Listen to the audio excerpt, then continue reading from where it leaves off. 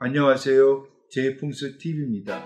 요즘 젊은이들 중에 나는 오늘도 경제적 자유를 꿈꾼다 하며 소비를 극단적으로 줄이고 수입의 70~80%를 저축하는 파이어 운동이 확산되고 있습니다. 파이어족은 생계를 위해 쉬러도 다녀야 하는 회사를 40대 초반에 조기 은퇴를 하고 그 후는 사랑하는 사람들과 더 많은 시간을 보내거나 또는 자신이 하고 싶은 일을 하며 살 것을 꿈꾸는 사람입니다.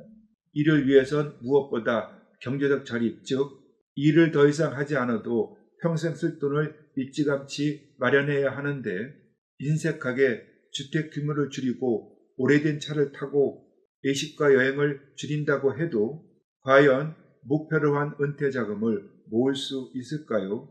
아마 어려울 것입니다. 그러자 고금을 막론하고 한 푼 두 푼 저축하는 짠돌이 생활 대신 인생 역전을 바라며 복권을 사듯이 뜻밖의 재물을 얻는 횡재수를 위해 여러 비방책이 생활 속에서 실천돼 왔습니다. 그렇습니다.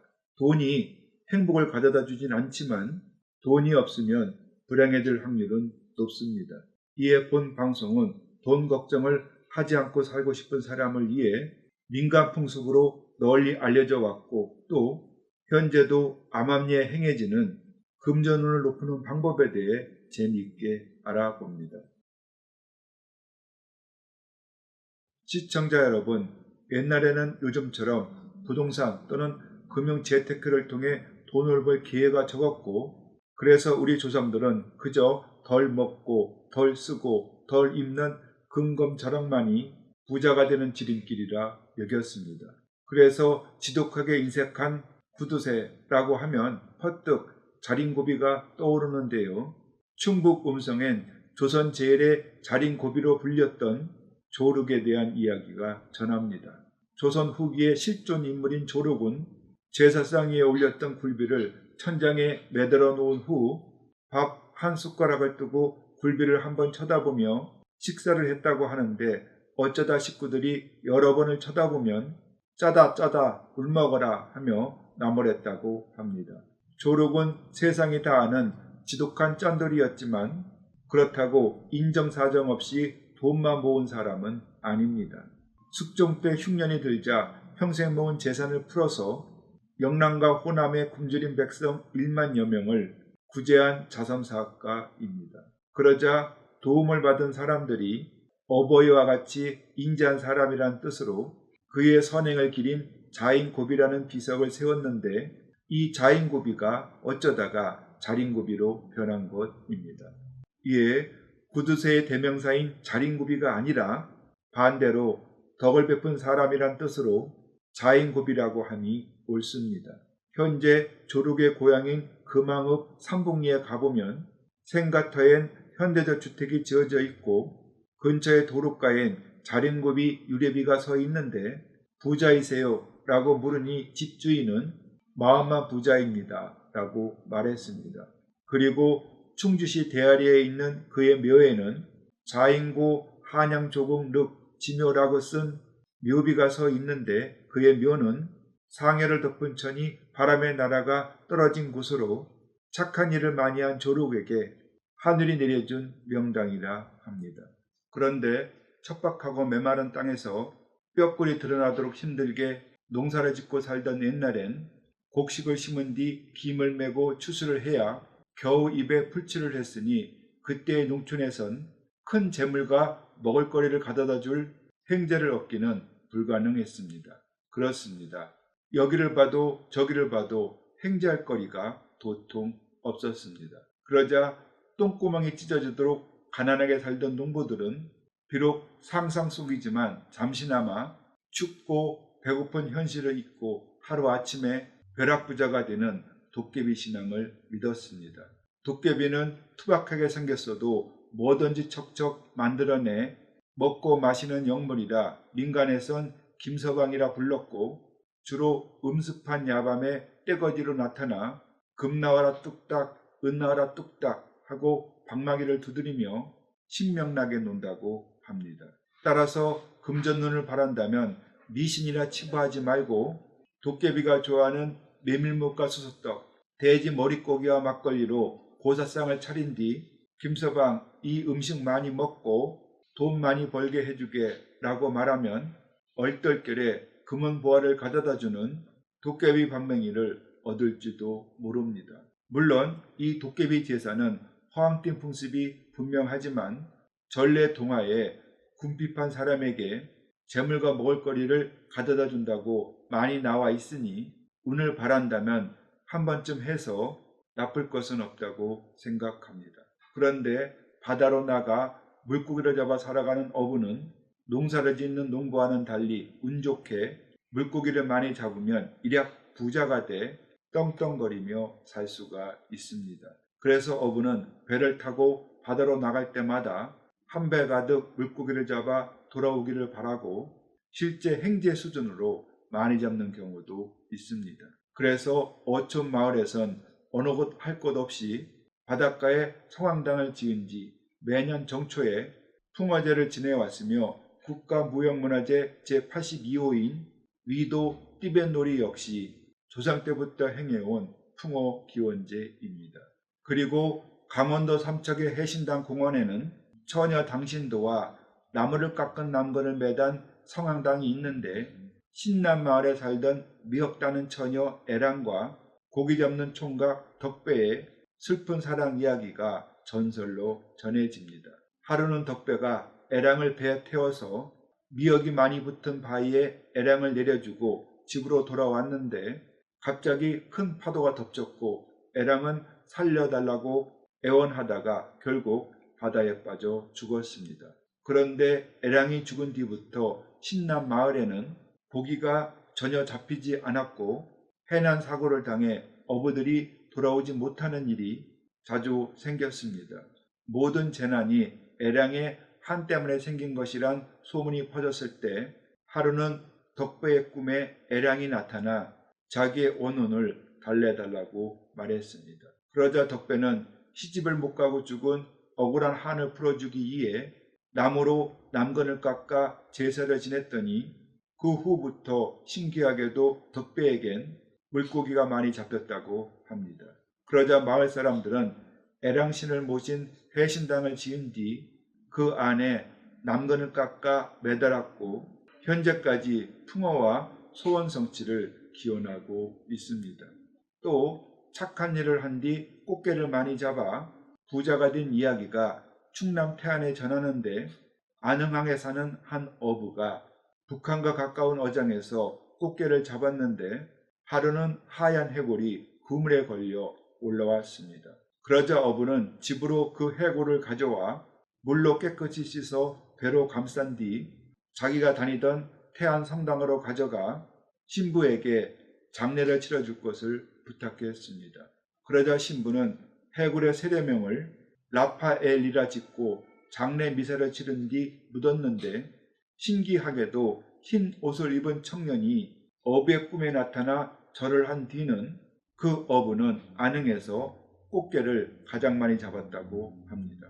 지금도 태안 천주교 교회 묘지에는 비석에 라파엘이라고 쓴 무덤이 있고 그 어부는 해마다 그 묘를 찾아와 벌초도 해주고 꽃도 꼽아준다고 하니 그래서 예로부터 좋은 일을 많이 한 집엔 반드시 경사가 있다는 적선지가 필요여경이란 말이 있듯이 선행은 금전운을 부르는 기책인가 봅니다. 그런데 현대와 금전운을 높이는 방법이 다양하게 발전했는데 서울 서초동에서 부동산업을 하는 피 회장은 두꺼비와 물 항아리를 이용해 돈을 많이 번 여성 재력가로 유명합니다.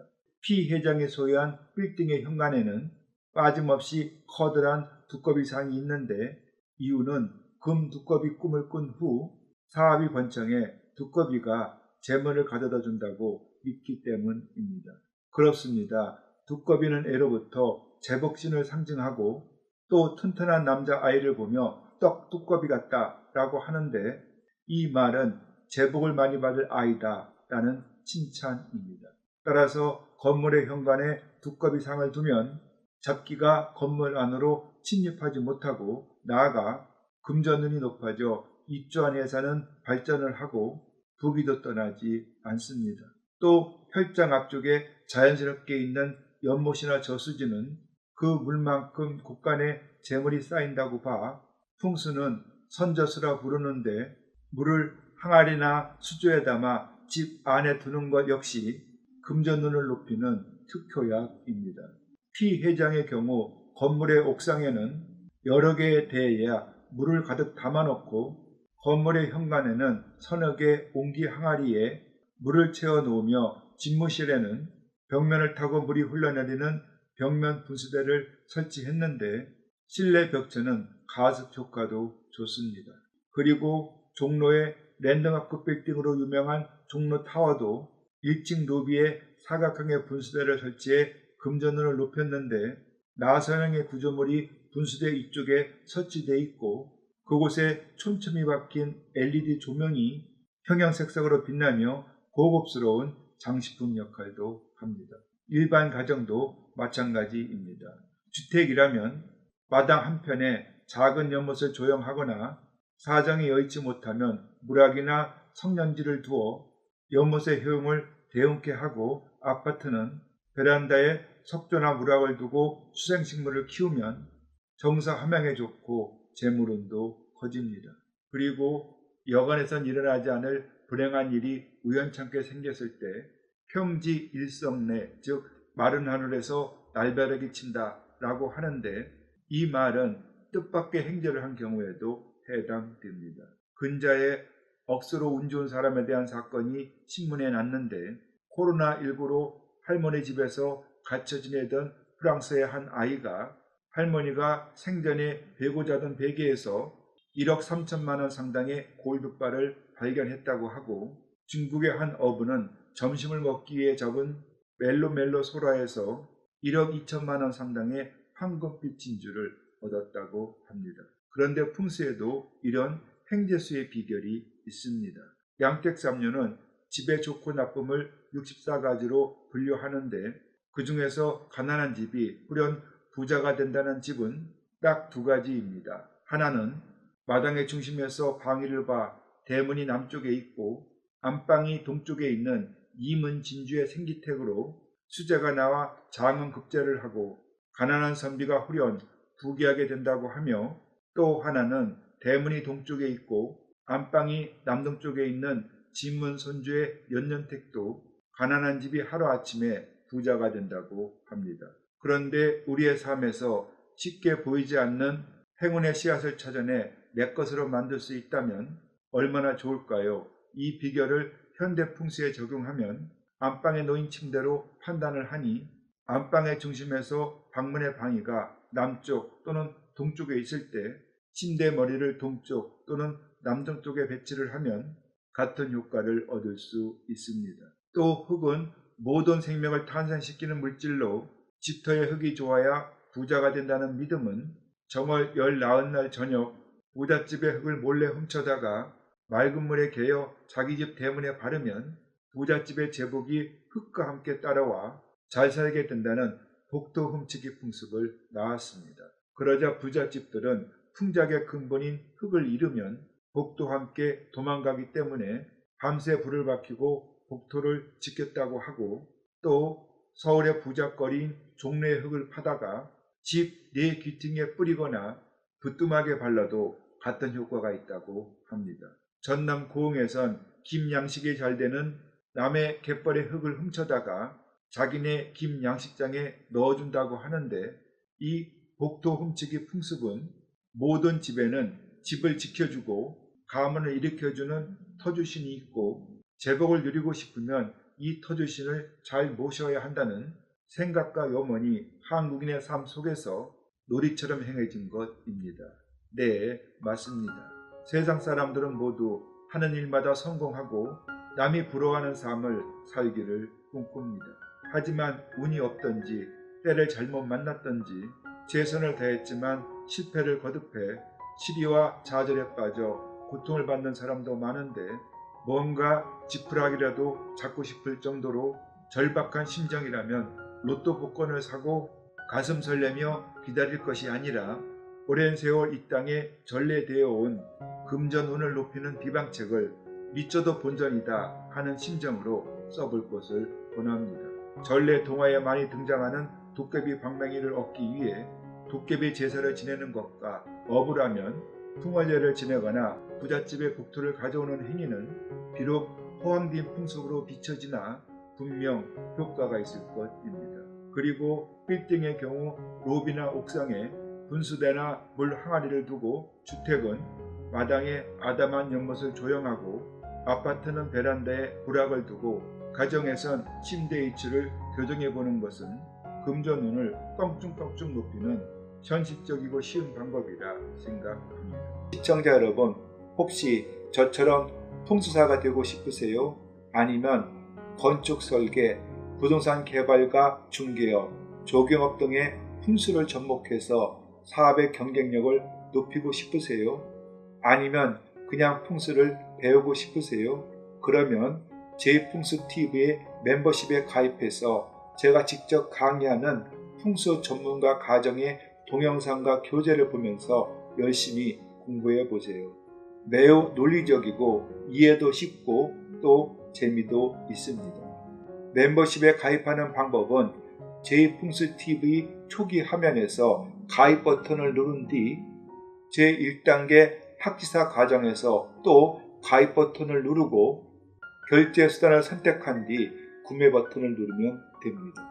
많은 관심과 참여를 바랍니다.